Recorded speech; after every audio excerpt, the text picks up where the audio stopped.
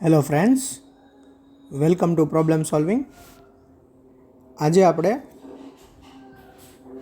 11th science મેથેમેટિક્સના chapter 1નું સ્વાધ્યાય 1.1 solve કરીશું. Okay, તો જોઈએ. પહેલો પ્રશ્ન, જે અક્ષરથી શરૂ થતા અંગ્રેજી કેલેન્ડરના વર્ષના તમામ મહિનાઓનો સમૂહ ગણ દર્શાવે છે. હા, તો આપણને ખબર છે કે 12 મહિના છે અને એમાંથી જેથી શરૂ થાય એનો ગણ બનાવવાનો છે, એનો કલેક્શન કરવાનો છે. તો જવાબ આવશે હા, ગણ દર્શાવે છે. બરાબર, ગણ દર્શાવે છે. આટલો જવાબ થયો. તમે ગણ પણ બનાવી શકો. તો આપણે ગણ બનાવીએ. તો આમાં ગણને કેપિટલ લેટરથી દર્શાવાય, જે આપણે આના પહેલાંના વિડીયોમાં જોયેલું છે. ગણ વિશે પ્રાથમિક માહિતી આપણે મેળવી લીધી છે. બરાબર, તો આપણે કેપિટલ જેથી આ ગણને દર્શાવીએ, કેમ કે આમાં જે વિશે કંઈક વાત કરેલી છે, એટલે બીજું કોઈ સ્પેસિફિક રીઝન નથી. ઓકે, તો જેથી શરૂ થતું જાન્યુઆરી, ત્યારબાદ જૂન અને જુલાઈ. ઓકે, તો 3 મહિના છે જેથી શરૂ થાય છે. બીજો ક્વેશ્ચન, ભારતના 10 અતિ પ્રભાવશાળી લેખકનો સમૂહ. તો 10 લેખક કીધા છે અને પછી એ સમૂહ તો આપણે 10 લેખકનો બનાવી, પણ કેવા? તો કે અતિ પ્રભાવશાળી. તો મારા માટે જે લેખકે મને સારા લાગ્યા હોય, તમને કદાચ ન પણ લાગ્યા હોય, અને તમને લાગ્યા હોય મને ન લાગ્યા હોય, તો આપણે બી આ 10 અતિ પ્રભાવશાળી લેખકનો સમૂહ બનાવશું તો એ સરખો નહીં થાય. એટલે આ સમૂહ છે એ ગણ બનશે નહીં. તો અહીં જવાબ આવશે ના. ઓકે, દુનિયાના ક્રિકેટના ઉત્તમ 11 બેટ્સમેનની ટીમનો સમૂહ દુનિયાના કીધા છે. ઓકે, તો ક્રિકેટર ઘણા હોય. મારા માટે જે ઉત્તમ હોય તમારા માટે ન હોય, અને તમારા માટે હોય મારા માટે ઉત્તમ ન પણ હોય. તો આપણે સમૂહ બનાવશું તો આપણા બંનેના સમૂહ અલગ અલગ આવી શકવાની સંભાવના છે. આથી આ સમૂહ છે એ ગણ દર્શાવશે નહીં. તો આ ગણ નથી. બરાબર, તમારા વર્ગના બધા જ છોકરાઓનો સમૂહ. તો આ ક્વેશ્ચન છે એમાં થોડુંક કોન્ટ્રોવર્સી થાય એવું છે. જોઈએ, માની લો કે તમે અમેરિકામાં ભણતા હોય, હું અહીંયા ગુજરાતમાં ભણતો હોય, તો મારા વર્ગના વિદ્યાર્થીનો સમૂહ બનાવવું તો મારા માટે ગણ થઈ જાય, કેમ કે એ બધા છોકરા બદલશે નહીં, અને તમારા માટે કંઈક અલગ જ છોકરા આવશે તમે જો તમારા વર્ગનું વિચારશો તો. પણ જો તોય ગણ નહીં બને. તો એવી રીતે ન વિચારતા એવું વિચારી કે આ ક્વેશ્ચન એક ક્લાસની અંદર, એક વર્ગખંડની અંદર જેટલા વિદ્યાર્થી બેઠા છે એ વિદ્યાર્થીઓ માટે જ છે. તો એ બધા માટે એના વર્ગના વિદ્યાર્થીઓ છે એ જ રહેશે, બદલશે નહીં. તો આપણે આમાં જવાબ લખશું હા, ગણ છે. બરાબર, તો આમાં ગણ બનાવવાની જરૂર નથી, કેમ કે આપણને કેટલા છોકરા છે એ ખબર ના હોય. બરાબર, 100 થી નાની બધી જ પ્રાકૃતિક સંખ્યાનો સમૂહ. તો હા, આ ગણ છે. હા, ગણ છે. તો એ ગણ શું બનશે? તો આપણે એને એથી દર્શાવી દઈએ. 1, 2, 3, 4 અપ ટુ 98, 99 અને 100. ઓકે, સોરી, 100 થી નાની કીધી છે તો 100 નહીં આવે. 100 થી નાની બધી જ પ્રાકૃતિક સંખ્યાનો સમૂહ બનાવી દીધેલો. ચલો આગળ. લેખક મુનશી પ્રેમચંદે લખેલી બધી જ નવલકથાઓનો સમૂહ ગણ દર્શાવે છે. હા, આમાં શું કરવાનું છે? આમાં એવું કાંઈ નથી કે તમને ગમતી ન ગમતી, પ્રભાવશાળી, એવું કાંઈ છે નહીં. લેખક મુનશી પ્રેમચંદે જે પણ નવલકથા લખી છે એ બધાનો સમૂહ બનાવી દેવાનો છે. તો એમાં તમે બનાવશો તો પણ એ જ આવશે ને હું બનાવીશ તો પણ એ જ આવશે. એટલે હા, ગણ છે. ગણ બનાવવાનો નથી. ગણ બનાવવો હોય તો બનાવી શકાય. તો આમાં કેવી રીતે બનાવી? આપણે ગુણધર્મની રીતે જ બનાવી શકશું. એક્સ શું છે? એક્સ એ લેખક મુનશી પ્રેમચંદે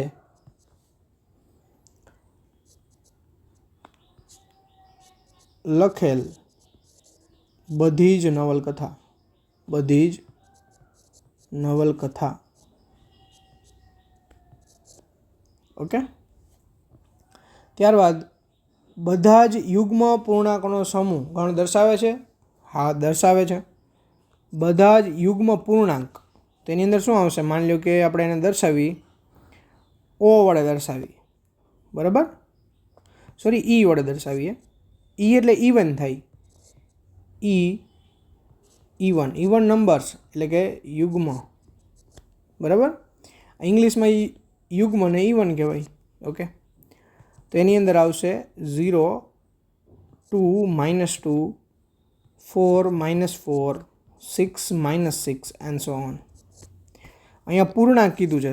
જો પ્રાકૃતિક કીધું હોત તો 2, 4, 6, 8, 10, 12 જ આવત. અહીંયા પૂર્ણાંક કીધું છે એટલે 0 પણ આવશે અને નેગેટિવમાં જે યુગ્મ સંખ્યા છે તે પણ આવશે, બરાબર. જો તમારે આને ગુણધર્મની રીતે લખવું હોય તો આવી રીતે લખી શકાય. એક્સ, તો એક્સ શું છે? X = 2n. તો એન શું છે? એન છે એ ઝેડમાંથી તમે લઈ શકો. હવે આમાં એનની વેલ્યુ આમાં પુટ કરતા જાજો તો અલગ અલગ એક્સ મળશે અને એ બધા એક્સનું કલેક્શન એ જ મળી જશે. આ પ્રકરણના બધા જ પ્રશ્નોનો સમૂહ ગણ દર્શાવે છે? તો કે હા. આ પ્રકરણના બધા જ પ્રશ્નોનો સમૂહ ગણ દર્શાવે છે? તો કે હા. આ ચેનલ વિશે વેલકમ ટુ પ્રોબ્લેમ સોલ્વિંગ. તો ચેનલનું નામ પ્રોબ્લેમ સોલ્વિંગ છે.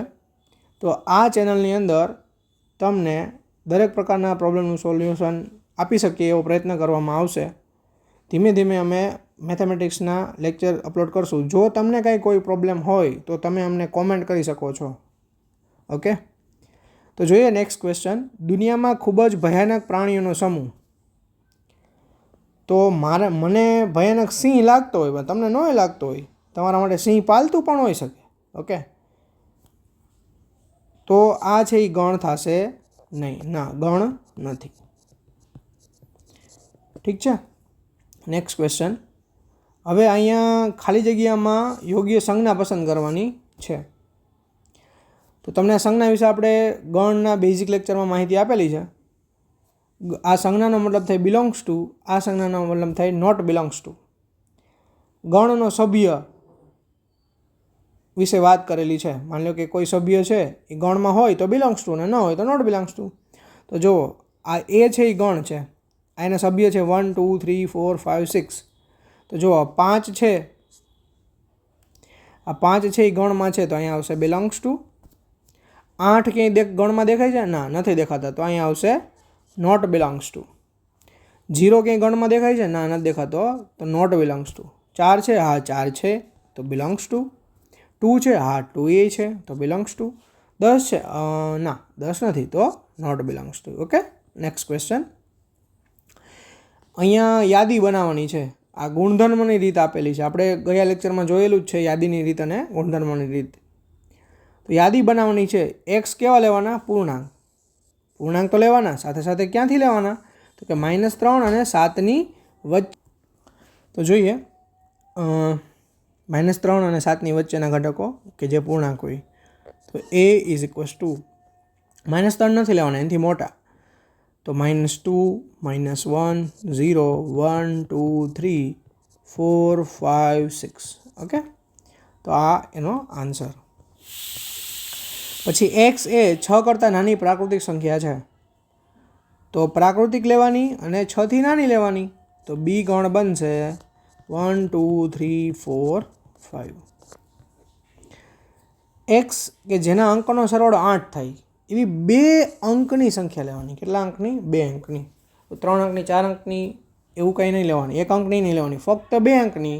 અને એ 2 અંકોનો સરવાળો કેટલો થવો જોઈએ? 8. તો જોઈએ સીની અંદર કઈ કઈ સંખ્યા આવે. પહેલાં તો 80. ઓકે, પછી 17, 71, 62, 26. ઓકે, પછી 53, 35, પછી 4, 4. ઓકે, બીજી કોઈ સંખ્યા આવી શકે? 1 થી થઈ ગઈ, 2 થી થઈ ગઈ, 3 થી થઈ ગઈ, 4 થી થઈ ગઈ, 5 થી થઈ ગઈ, 6 થી થઈ ગઈ, 7 થી થઈ ગઈ, 8 થી થઈ ગઈ? નહીં, બીજી કોઈ આવશે નહીં. તો આનો જવાબ 60નો ધન અવયવ હોય તેવી અવિભાજ્ય સંખ્યા લેવાની છે. એક તો 60નો અવયવ હોવો જોઈએ અને પાછું અવિભાજ્ય હોવી જોઈએ અને પાછું ધનય હોવું જોઈએ. એવા જ અવયવ લેવાના છે. તો જોઈએ તો મૂળભૂત પ્રમેય પરથી આપણે 60 ને અવિભાજ્ય સંખ્યાના ગુણાકાર સ્વરૂપે દર્શાવીએ ત્યાંથી જ આપણને અવિભાજ્ય સંખ્યાઓ મળશે. તો 60 ને પહેલાં હું શું લખી શકું? 10 ગુણ્યા 6 લખી શકું? હા. 10ને શું લખી શકાય? 5 ગુણ્યા 2 લખી શકાય? હા. 6ને શું લખી શકાય? 3 ગુણ્યા 2. તો આને શું લખી શકાય? 2 ની 2, કેમ કે 2 2 વખત હે ને, 3 ની 1 ઘાત અને 5 ની 1 ઘાત. તો કયા કયા અવિભાજ્ય અવયવ આવ્યા? તો કે 2 છે, 3 છે અને 5 છે. તો આપણો ગણ ડી બનશે 2, 3 અને 5. Next question. અહીંયા એક વર્ડ આપેલો છે.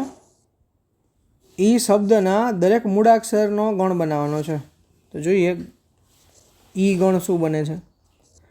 તો જો ટી છે તો ટી લેવાનો, આર છે તો આર લેવાનો, આઈ છે તો આઈ લેવાનો, જી લેવાનો, ઓ લેવાનો, એન લેવાનો, પાછો ઓ આવ્યો.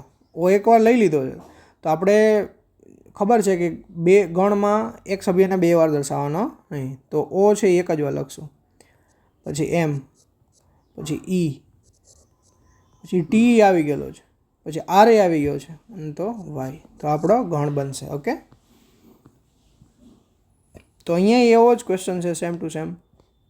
તો આનો આન્સર થશે BETR. પછી આને ગુણધર્મ. જો હવે શું હતું અત્યાર સુધી? ગુણધર્મ પરથી યાદીની રીતે લખવાનું હતું. હવે ગુણધર્મથી યાદીમાં લખવાનું છે. સોરી, ગુણધર્મથી યાદીમાં. યસ. તો અહીંયા એ. તો આમાં કંઈ સિમિલરિટી દેખાય છે? તો કે હા, 3ના મલ્ટિપલ છે. 3, 6, 9, 12. ઓકે, તો આપણે એને લખીએ એક્સ. તો એક્સ શું છે? તો કે 3નો મલ્ટિપલ છે.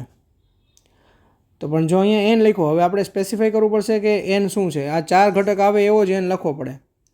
તો એ લખીએ એન બરાબર છે 1. 1 લઈશું તો 3 મળી જશે. 2 લઈશું તો અહીંયા 2 મૂકો, 3 દુ 6, તો 6 મળી જશે. 3 3 તેરી 9 અને 3 ચોકું 12. Okay, done. Next question. અહીંયા જુઓ, એનાલિસિસ કરો. 2, 4, 8, 16, 32. તો 2ની પાવર છે. ઓકે, તો આપણે લખીએ એક્સ. તો એક્સ શું થશે? તો કે 2 એક્સ ઇક્વલ્સ ટુ 2ની પાવર એન. તો એન શું લેવાનો? તો કે એન 1 થી 5 લેવાનો. તો આપણે એને બીજી રીતે લખીએ. એનને પ્રાકૃતિક લખી અને એન લેસ દેન 6 લખીએ. બે વસ્તુ ભેગી લખી કંઈક અલગ રીતે. નકર આપણે અહીંયા આવી રીતે લખ્યું એ રીતે લખી શકત કે એન ઇક્વલ્સ ટુ 1, 2, 3, 4, 5. તો આપણે કંઈક અલગ લખ્યું. તમે એ રીતે પણ લખી શકો.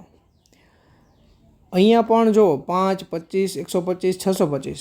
આ 5ની 1 ઘાત, 5ની 2 ઘાત, 5ની 3 ઘાત, 5ની 4 ઘાત. ઓકે, તો she is equals to x. તો એક્સ શું છે? કે 5ની n ઘાત. પછી n ક્યાં છે? તો કે પ્રાકૃતિક.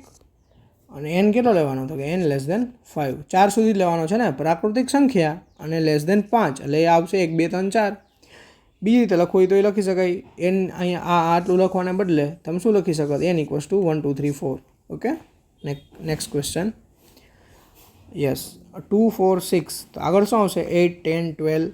ઓકે, તો આ યુગ્મ પ્રાકૃતિક સંખ્યા છે. તો આને ગુણધર્મ રીતે લખીએ. તો D is equals to x. હવે એક્સ શું છે?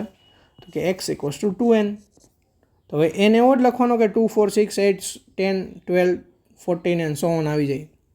તો n બિલોંગ્સ ટુ n. તો આ n છે એ પ્રાકૃતિક સંખ્યા ગણ છે.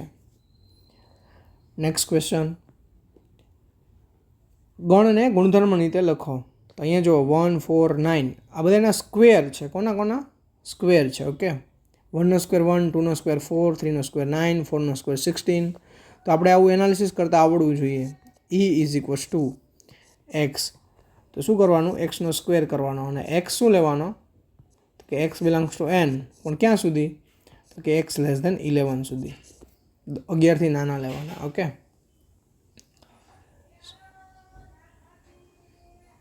સોરી, આપણે અહીંયા થોડુંક મિસ્ટેક કરી છે. અહીંયા એન લઈ લઈએ અને અહીંયા x is equals to n square કરી દઈએ.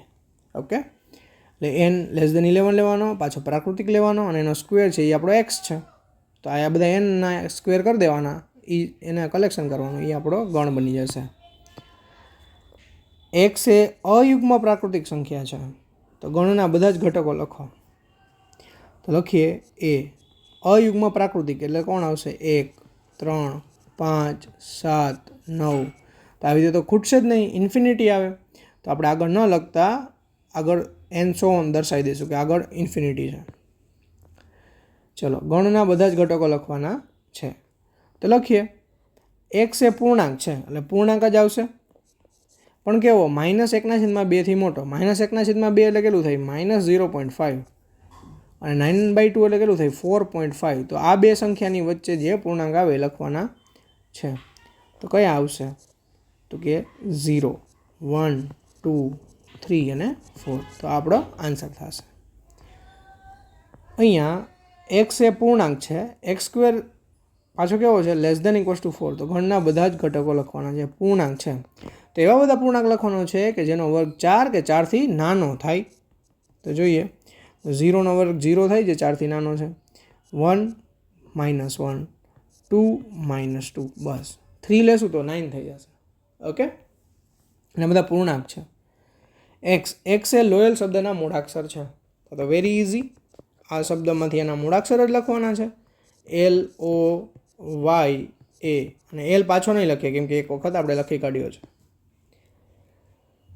એક્સ એ વર્ષના 31 દિવસો ન હોય તેવા મહિનાઓ છે. તો ગણના બધા જ ઘટકો લખવાના. અહીંયા આપણે ગણ લખવાનો છે. તો જોઈએ E=, તો તમને ખબર હોવી જોઈએ કયા કયા મહિનામાં 31 દિવસ આવે અને કયા કયા મહિનામાં ન આવે. તો આપણે ન આવે એવા જોઈએ છે. ઓકે, તો ફેબ્રુઆરી આવશે. તમે આ આપણે મુઠ્ઠી વળીને મુઠ્ઠીના ઢેચા ગણીને પણ ગણી શકો. આઈ થિંક તમે આ કરી શકશો. ઓકે, તો હું તમારા માટે છોડું છું. 27. એક્સ એ અંગ્રેજી મૂળાક્ષરના ક્રમ અનુસાર યાદીમાં કે પહેલાંના વ્યંજન છે. ઓકે, તમે ABCD બોલતા હોય તો કે આવે એ પહેલાંના જ મૂળાક્ષર જોવાના અને એમાંય પાછા કેવા લેવાના? વ્યંજન. તો જોઈએ F=, તો જો A છે એ સ્વર છે, પછી B, C, D, પછી E છે એ સ્વર છે. સ્વર કયા કયા છે પહેલાં એ લખી લઈએ એટલે આપણે યાદીમાં ના આવે. A-E-I-O-U. ઓકે, આ સ્વર છે. તો A-B-C-D, પછી E નહીં આવે. A-B-C-D-E, પછી F-G-H-I,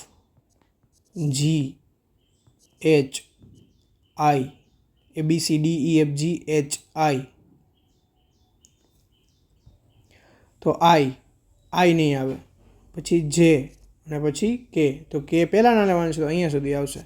તો જોઈએ કેટલા થયા? 1, 2, 3, 4, 5, 6, 7, 8, 9, 10. ઓકે, તો તમે K યાદ હોવો જોઈએ. K છે એ 11મો ઘટક છે. ઓકે, તો આગળ 10 હોવા જોઈએ. તો 1, 2, 3, 4, 5, 6, 7, 8, 9 ને 10. તો આ 3 તો લેવાના નહોતા કેમ કે સ્વર છે. ઓકે, તો નેક્સ્ટ ક્વેશ્ચન. આ સ્વાધ્યાયનો છેલ્લો પ્રશ્ન છે. ઓકે, તો ડાબી બાજુએ યાદીની રીતે દર્શાવેલ ગણ અને જમણી બાજુએ ગુણધર્મ રીતે દર્શાવેલા છે તે સાંકળવાના છે. જોડકું જોડવાનું છે. તો આપણે ગુણધર્મ વાંચીને યાદીમાંથી ઘટકો મેળવીશું. એક્સ એ અવિભાજ્ય સંખ્યા છે અને 6નો અવયવ છે. તો જુઓ અહીંયા આ 2 છે, 2 એ 6ના અવયવી છે અને અવિભાજ્ય છે. તો આની યારે કોણ જોડાશે? એ. એક્સ એ 10 કરતાં નાની અયુગ્મ પ્રાકૃતિક સંખ્યા છે. તો જુઓ 1, 3, 5, 7, 9 અયુગ્મય છે ને પ્રાકૃતિક છે ને 10થી નાની છે. આની હારે બી જોડાશે. એક્સ એ પ્રાકૃતિક સંખ્યા છે અને 6નો અવયવ છે. પ્રાકૃતિક હોવી જોઈએ અને 6ના અવયવ હોવા જોઈએ. તો 6ના અવયવ કોણ થાય? 1, 2, 3, 6. તો આવશે. ઓકે, અને આ મેથેમેટિક્સ વાળું બાકી બચ્યું એમાં દેખાય જ છે કે મેથેમેટિક્સ શબ્દના મૂળાક્ષર તો અહીંયા છે જ. ઓકે, તો થેન્ક યુ. અહીંયા આપણે લેક્ચર પૂરો કરીએ છીએ. નેક્સ્ટ લેક્ચરમાં આપણે 1.2નું ઇન્ટ્રોડક્શન જોશું અને પછી એના પછીના લેક્ચરમાં આપણે 1.2 સ્વાધ્યાય જોશું. જો તમને સારું લાગ્યું હોય તો ચેનલને સબસ્ક્રાઈબ કરો, લાઈક કરો અને શેર કરો. Thank you.